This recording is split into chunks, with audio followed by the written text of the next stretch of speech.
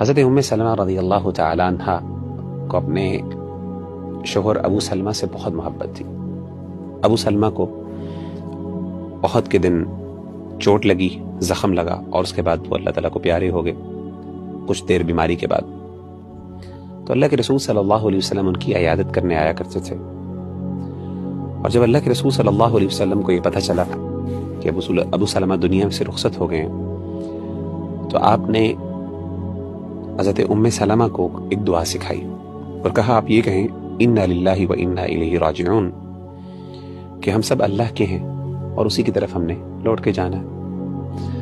اور ساتھ یہ بھی کہ اللہم اجرنی فی مصیبتی واخلف لی خیرا منہا، کہ اللہ جو مجھ پہ تکلیف آئی ہے تیری طرف سے، اس تکلیف کو رائگاں نہ جانے دینا. کیا مطلب ہے؟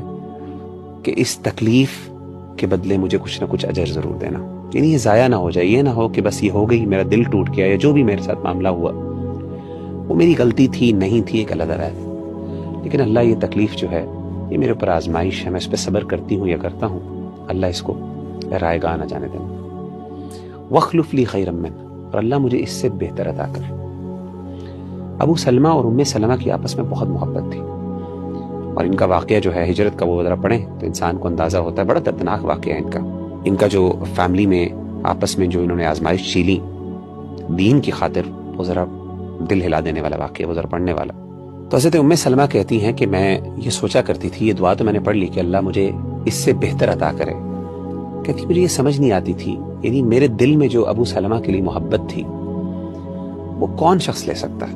کہتے مجھے یہ بات ہضم نہیں ہوتی تھی، مجھے سمجھ نہیں آتی تھی کہ کون ابو سلمہ سے میرے لیے بہتر ہو سکتا ہے.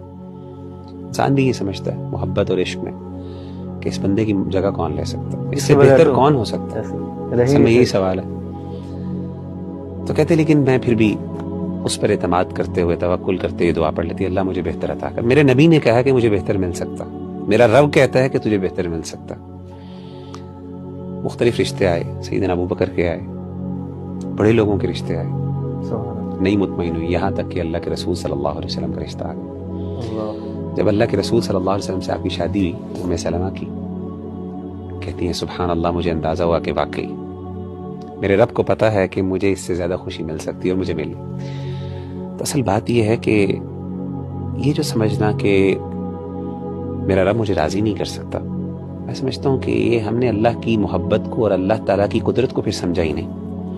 انسان کو دعا کرنی چاہیے، جیسے استخارے کے آخر میں آتا ہے نا اللہم رضنی بہ، اللہ فیصلہ تو کر لے، میں تیرے اختیار میں دے دیتا ہوں یا دے دیتی ہوں، لیکن اللہ پھر میرے دل کو بھی ٹھنڈا کر، میرے دل کو راضی کر دے. تو یہ اللہ سے دعا مانگنی چاہیے، انشاءاللہ اللہ تعالیٰ بہتر عطا کر دے گا. اللہ پہ ٹرسٹ کرے انسان.